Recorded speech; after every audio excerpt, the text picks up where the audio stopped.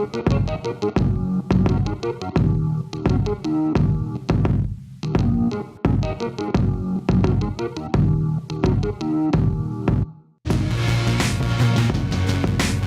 Designer Challenge 2018 is a tribute to the Czech Republic because of its 100 years anniversary. One of the reasons we decided to work with Preciosa is the strong glass tradition that the Czech Republic has, and our brand being a Czech-origin brand.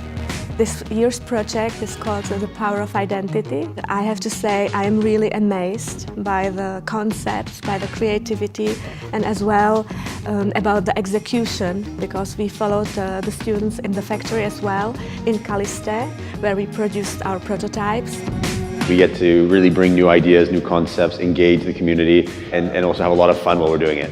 The finalists built really exceptional, I would say, designs that I'm really looking forward to see on the catwalk during our upcoming Bata Fashion Weekend that this year will take place in Milan in the end of April.